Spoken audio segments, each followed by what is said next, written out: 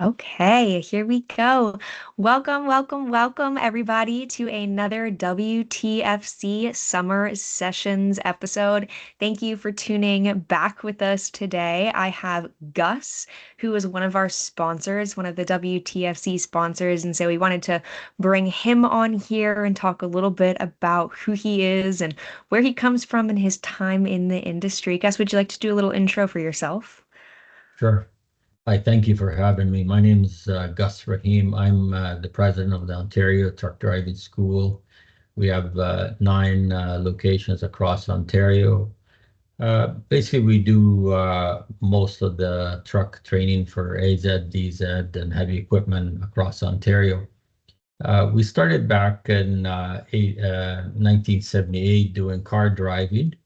And then I took it over in 82. I took over the school. And then we kept on getting all these calls regarding truck training. And we were referring to a place in Hamilton and another place in Buffalo, New York. So people were actually calling those places to get their truck license. And there was nothing anywhere in Southern Ontario. So we thought, okay, we'll see how hard it is to get going and start training truck drivers. And then we got into found a very experienced truck driver, and we got him working for us. We started doing training, and we get this call from the Ministry of Education saying, "Cease and desist. What are you doing? You're running a training school without being registered." I said, "Well, how do you register?" And that's how we got started. So they didn't even have a curriculum for us, so we had to build one. They said, "You build the curriculum, send it to us." So we did one and sent it to them. They accepted it, and we registered at that time. And then over time, we were the only truck training school in Southern Ontario for 12 years. There was no one else in the industry.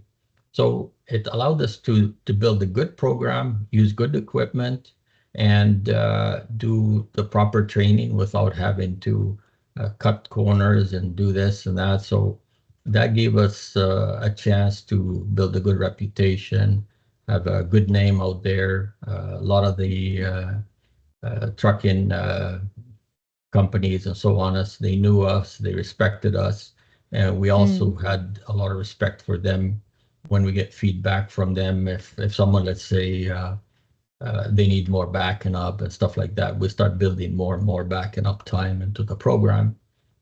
So we've been at this since that time. So when I took it in 82, and we had only 3 employees.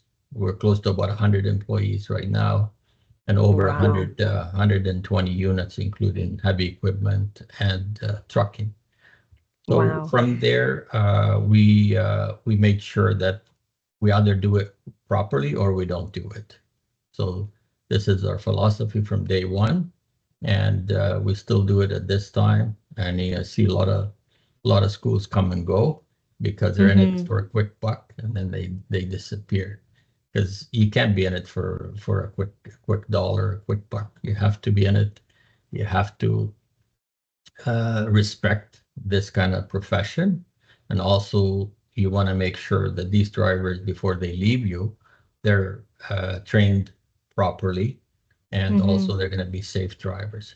It really affects the name of the school and the training in general. Yeah, absolutely. How is the curriculum different today from what it looked like when you were first writing it? What year would that have been? Would that have been like 1982 or would that have been like shortly Um, after?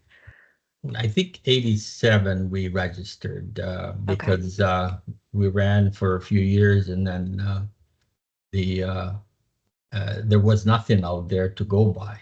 And then actually when the ministry standards came in, I was the president of the Truck Training School Association at that time, and they really relied on us for standards because there was no standards out there. Right now, what you see out there, the minimum standard starts with our association, the Truck Training School Association, and I was the president at that time. Basically, they wanted everything.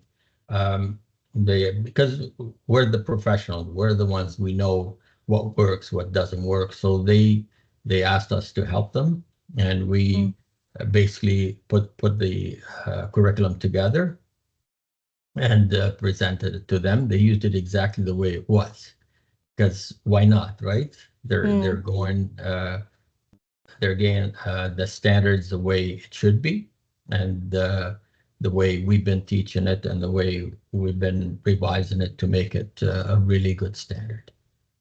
And sure. that's the way it went from there on.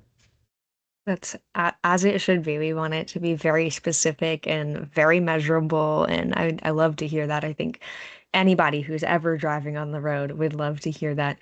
What's the biggest difference of the curriculum, though, from what it had been to what it is today? Is there like, anything that really sticks out like a sore thumb is like, wow, that is so different from what it used to be? Well, the biggest difference is they made it mandatory training. That's a big, huge improvement.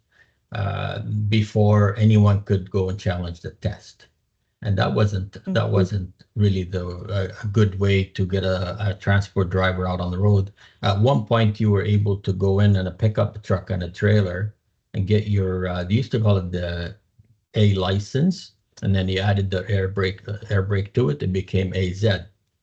Uh, that was kind of scary. Like some of these people never set a foot in a tractor trailer. All of a sudden, they have a tractor trailer license. So again, that happened when we were in the association, where one of the reporters went in and actually got her license. It's called, yeah, basically with a pickup truck and a trailer, and mm, got the A license, and then went and took the air brake and got her Z. So now she has AZ, and she went to the Minister of Transport at that time and said to him that I just got my AZ license and I never set a foot in a tractor trailer. And his answer was, well, if you don't feel comfortable, just turn it back. And oh, she just jumped all over him at that time. And then we get this call at that time, and calling us saying, well, what can we do with this thing? And I said, they thought we did this as an association. I said, no, we didn't. We just found mm, out the same way you found out. So we worked together on coming up with a license. Right now it's called A restricted. So if you go in a truck and a trailer, the trailer doesn't have air brakes, you are into an A restricted license. So you cannot mm, drive a tractor trailer unless the trailer has electric brakes, which not too many tractor trailers have electric brakes on the trailer. So right away, they made it simple for the police and enforcement officers to know that if a trailer doesn't have air brakes, it's A restricted. If it has air brakes, it's AZ, which is the truck license that we have now. mhm. So it made a huge difference. And then people start actually taking some training, because now you cannot just drive a pickup truck and trailer and have your AZ license just by driving that. So that's when the standards came in, and they came up with minimum standards and so on. At that time, it was not enforced, so it was not mandatory to take it. You can still go and challenge the, the road test, but at least the road test had to be in a tractor trailer to get your exit license. So most people had to get trained on it. So Sure. that was an improvement at that time. But now, by making it also mandatory, that if you want to be a tractor trailer driver as a driver, you have to take training. So they came up with this MELT program, mandatory entry level training program. So that's how they set it up, as the base training. And then anything over that, it was recommended. It was not mandatory. And I think it was Mm, a good step. The only issue right now is some of the schools, they're trying to go around it. Basically, it's sad. They've registered so many schools out there. A lot of them, unfortunately, they're in it for the money, not for the training. They yeah. don't care about anything else other than they want somebody in, pay them the money, and then pump them out as quick as possible. Yeah, And they're giving everyone absolutely. a bad name, unfortunately. Well, we'll come back to that in our myth debunking section, but for now, help me understand, how did you get involved in the industry? What was your intro into trucking and transportation? Well, because we had the car driving school at the beginning, right? I was a driving instructor myself. So this is where when we kept on getting all these calls and they want truck training, there wasn't anything around in our area. That's how I got into it. And then we moved on from there. That's how it is. But but the original intro into driver training, because that's still within the transportation wheelhouse. Was it your family's business? Did you get involved? Yeah. Was it just a random that you walked into the side door of, or how did that come Yeah. together? So my brother actually used to own the business back in 76, 70, and up to 78. He used to own the business, and then he asked me if I could go and get my instructor's license. Believe it or not, there's an instructor license for cars, but not for trucks. I know they're working on one, but it's been a long time and they haven't, it's not mandatory yet. So I went and got my car instructor's license and he offered me a job, and I used to do it part-time until Mhm. he decided he wanted to move to Toronto and do bigger things and so on. So that's when I took the business, and Got it. and then it's history from there. Got it. I understand. The way that you had talked about it, it sounded a lot like it was a family like ours. It's the unit, but I wasn't sure quite. So that makes a lot of sense. That's really great. Yes, definitely was. Yeah. What would you say your biggest lesson from being in the industry is? And that's, I mean, that's a big question to ask from someone who's spent a lifetime working in it. But do you have anything that comes to mind? Well, the biggest lesson is basically you have to watch every dollar, every penny that comes into the business. Every time you wanna, these trucks are not cheap, but they're very, very expensive. It's hard to believe that how much they went up, everything went up, even the parts. Like sometimes the part is like 4 times more than what it was, let's say just maybe 5 years ago.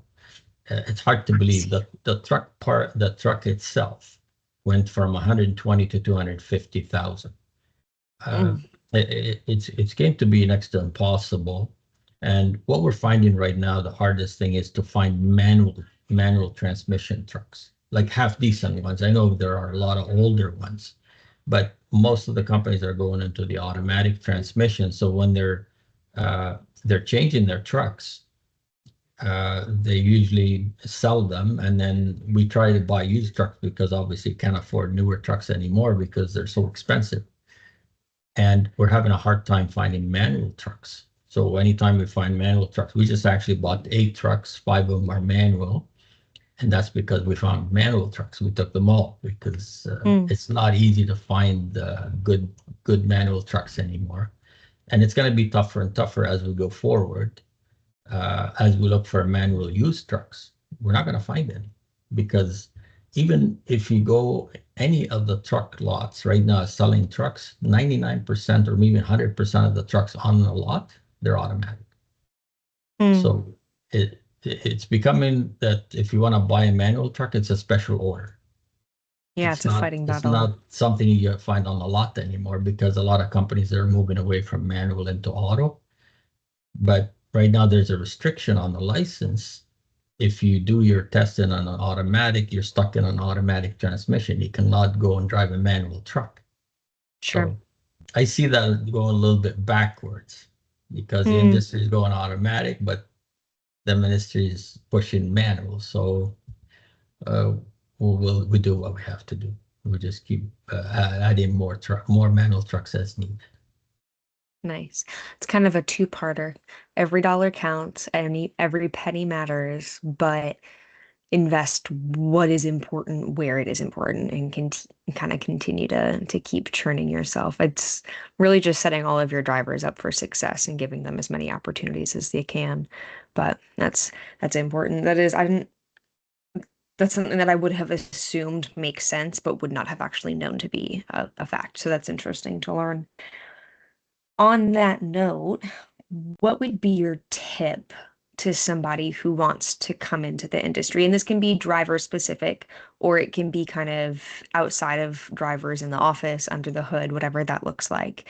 With somebody who doesn't know a single thing about the industry, what would your biggest suggestion or tip be to that person as they're kind of trying to get involved and enter into it? So I think the biggest thing at the beginning, because you want to you want to come in on the right foot, you get into the proper training and so on.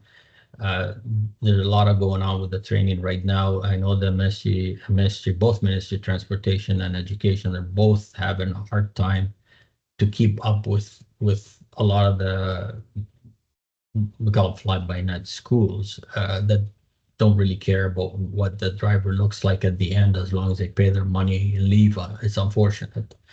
And Mm, this is the biggest thing on our end. When people call in, the first thing you ask is the price. They don't even know any difference, like why a mm, person would be charging half price than you do. We start to explain it to them, like it's not only the price that you want to look into. You want to look at the course itself, the curriculum, the equipment, the facility, and also the reputation. Because most of the companies right now, when they're hiring, the first question they ask the driver is, "What school did you go to?" Like it's hard to believe, like that you have to ask that before you say yes or no to the driver. And mhm. unfortunately, by the time they find out, it's too late because they already gone through the course, they already finished and went on. And now they struggle when they go for employment. So I think that's the first thing. The first step is to look at the reviews, talk to the companies. If you are interested in working for a certain company after you graduate, make a phone call, send them an email, say, look, I'm going into trucking. I like to apply to your company at the end. Do you have any recommendations? This is a school I'm looking to enroll in, something like that, that you're not gonna get that at the end and then be surprised. And it's unfortunate because these are good people coming into the industry. They want to be involved in trucking, but a lot of them end up maybe walking away if they start running into blocks at the end. So I'm hoping that would change somehow. I know both ministries are having a lot of problems trying to catch everyone. Well, my recommendation to those ministries, start with the price. If someone's Mm, charging half price for a course, I can't even pay for the fuel and the instructor alone for that price. So there's got to be mm, something wrong. They're cutting a corner somewhere. If it's mhm. if it's supposed to be one-on-one training, they're probably putting three people in the truck and charging each one. Let's say if they go 3 hour lesson, they charge each one 3 hours. It's a 9 hour lesson. How did you get paid for 9 hours? You only taught 3 hours. It should be Yeah, 1 hour each. But yeah. this is how they end up cutting corners, and unfortunately, and you can see it in the quality of the driver at the end, and that driver's going to suffer on that side as well. So uh, Mm, I'm not sure what else they can do. Like right now, they're trying to come up with a way. They want every minute of when you go on certain street, the name of the street, and every minute that you're on there, what was the speed, and you can't for what? train the new trip they call it, the trip route. They want us to record almost every minute that you're training and what street you're on and what speed was that road. And like I'm just thinking, like they're almost pushing the good schools out of the industry. And these Mm, other schools, the fly by night, all they're gonna do it exactly the way they say, and they just sign off on it and give it to them. We can't yeah, do that. We have to abide by the rule, but you got to make it reasonable too. Like our instructors thinking, like, what? What do you mean? yeah, Every minute, every street, and every corner, and you got to write it down. And what happens to that road's closed? And then what? Then you yeah. gotta. Oh my goodness, that sounds incredibly chaotic and kind It of is. It is, insane. and And I'm glad they pushed it another 3 months I forward. It's give me a I little don't know. bit It's longer. I don't know how it's gonna be done though, but we'll see. Oh man. So I like that. I look for credibility, find the credibility in the school that you're going to and invest in something that's going to support you as you're coming out of it, not that's just going to give you the check mark on the list that you're holding in your hand today. Along with the price, is there anything that new potential drivers can be looking at that will help them clarify which schools are good versus which schools are bad? I like the make a phone call, just ask the place that you want to go work. But if they don't have one of those, is there another kind of element that they can use to really measure themselves on that? Well, I think reviews are good, man, and as long as they're not all Right. 100%, because people buy reviews as well. Yes. Yes. And if you know anybody in the industry or stop at a truck stop or something, like I'm sure you can always find a truck driver to ask them. And these guys know, like even though they went to other schools, they can tell you the truth that Yeah. what they struggled with and if they had gone to this school and so on. Mhm. So anything like that, I think would help. Okay. I like that. Just ask. Just ask for help. Just kind of put yourself out there, which is I I sometimes always uncomfortable but Yeah, important. I always tell them like you're saving on the price, but you're gonna struggle on the job. Which one is worth more? Mm. If you got your Ooh. license and you save, let's say $2,000, $3,000, but you start applying for work and everybody comes and saying, "Oh, sorry, we're not hiring," it's because of the school you went to. Which one's worth more? Yeah. That you losing a job over it or saving a few dollars on the price? Yeah. I think it's worth a lot more when you lose a job, like you and good companies too. Good companies Yeah. hire from us, like because From they don't have time to retrain people. When you finish yes. from a school, they expect you to have the knowledge to be a safe driver and be trained properly, and they don't mind taking you from there, and they start giving you some more on the job training, and then in a few weeks they'll let you go on your own. But if they're going to retrain you for everything you should have learned in the school, they'll say, you know what, forget it, we'll just go with another Go person. home. Yeah, I like that. Good schools will hire, or pardon me, good companies will hire from good schools. I think that's a really good and easy way to put it. Yeah. Is there anything specific, a skill, a talent that you have acquired over the last however many years that has a specific resource that you would recommend for people? Any books or podcasts or courses, anything like that that you would really recommend outside of driving school, of course, because we've talked about that lots. But anything else, either within the industry or just personal development that you would suggest people check out if they've got some time this summer and are looking for something? Well, I need the truck news magazines. I think they're all full of a lot of resources, and they keep talking. A lot of people don't realize trucking is so advanced. Like even when we had trucks had GPS, we never like only I think military or planes had them at that time. So they're always so advanced that right now they're going into the self-driving and stuff like that. But they're always after the newest technology, and Mhm. they they'll be surprised how much technology are in trucks now versus let's say even 10 years ago or 15 Hmm. years ago. So a lot of interesting things. Right now they're looking at hydrogen, they're looking at electric trucks, and maybe self-driving. Who knows when that will happen? You start to see them on the road, but I think I find it interesting anyway. I see some things in there that thinking, wow, like all of that's happening in trucking, and people think of trucking as just an old-fashioned driving position, but especially the ones that like technology and look like new things that are very advanced, they should look at trucking. I love that. That's a great answer. That's awesome.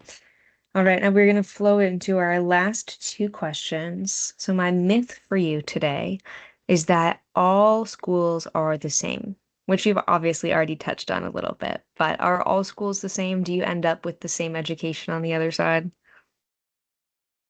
Um, Unfortunately, no, they're not. It's the ones that came in and they came in for the wrong reason. They're in it for the money, and they don't care what the driver's gonna have at the end, or if they go to a company, they really like we all are obviously in it to make a living as well, but we do care about what happens with that driver after they're done. We do care about the feedback from employers.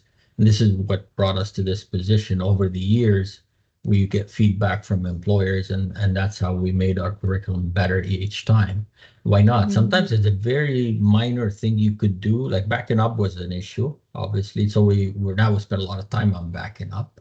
And so if you don't know what the problem is on the other side, you're not going to be able to help them on the training side. So I believe that a lot of the uh, employers helped us by bringing out these things. Like I look at these. This is uh, what do you call it? Criticism. It helps us to improve the program by criticizing some A of the critique? things. Yes, exactly. So, and I like that. Same as when people fill out feedback forms and stuff like that. Sometimes it's a minor thing and it's bothering them, and it's so easy to Hmm. fix on our end. But to us, we didn't know there was an issue, right? So Yeah. this is Yeah. where we always keep asking for feedback from the employers, from the drivers, with graduates, and so on. And Hmm. it all helps. It's Yeah. not hard to fix it. It just we need to know that there's an issue there. I love that. It's not challenging. You just have to ask what the problem is. Like what's That's right. really, So really overcomplicated here. sometimes there's a poster on the wall that's crooked, that's bothered. Oh my gosh. The little It's so things. easy to make it straight. That's it. It solved the problem. I'm just joking there. But anyways, a No, lot of the stuff is minor, but if you don't know about it, like I always tell people that if somebody comes out says actually comes back says something that it's bothering them, they're actually helping us. We hmm don't think of it that it's something bad that they're doing because Yeah. so many other people just went by it and didn't say anything. So Without a I doubt. No, like we the people love that, yeah, I like the people that actually send us something back. love feedback. Yeah. All right, my final question for you today is about a human trafficking awareness tip. Do you have an awareness tip for our members? Yes, I think like first of all, I recommend a lot of any company that can have one of their trailers or two of their trailers wrapped with the human trafficking mural and so on. And I find that the hand signs on there, the hand signals, not signs, signals are great. And a Hmm. lot of people don't know what they mean. But now, as you're driving around with the big, huge, like we have a 53-foot trailer running around with that mural on it, and at least something that will let you know that there's a problem here. And a lot of Hmm. people can't help if they know there's a problem. If they don't, and a lot of these people that are uh, being trafficked, their hands are tied, right? But if they just put a hand signal and make the other one aware of it, there's an issue here. People can help. So hmm I'm glad we did that, and I recommend that for any company as well. Yes, thank you for doing that. I love that you did it. And everybody who's got a trailer can wrap a trailer. So please, if you can, please do because it, like you said, just helps get the information out into people's hands. But is there anything specific, any words of wisdom that you desperately want to leave for our viewers? Anything else that's on the tip of your tongue that you haven't been able to talk about yet, Gus? Uh, my suggestion for any school that wants to get into the business or anyone that wants to get into the business might we get a lot of feedback sometimes from graduates that they want to become owner operators. I always tell them, be careful. Buying a truck is the easiest thing to do, but keeping that truck is the hardest thing to do. So Hmm. drive for a company for at least a year and a half, get to know the business, talk to owner operators that own their own trucks, and then only at that time make your own decision. Because I find some new drivers are forced or not forced, but they talk them into become owner operators. Well, they want to take all the responsibility away from them and give it to that driver. Well, they don't realize that if that truck breaks down, first of all, you're not working. The truck costs money, so you have to pay for it. And by the end of the day, like, are you really making more than being a company driver? These are company drivers. You're still going to get paid. Even if truck breaks down, you're still going to get paid. hmm You have a paycheck at the end of the week. Where if you're an owner operator, the truck breaks down, it might cost you a few $1,000s, and you end up with nothing for that week. So recommendation is drive for a company for at least a year, learn the Mhm. business, and make your own decision. Don't rush into it. Yes, it does look like a lot of money. You're making 12,000 a month, but I want to know how much you're going to keep out of that 12,000. If you're keeping less than the company driver, don't even look at it. Mm, I like that.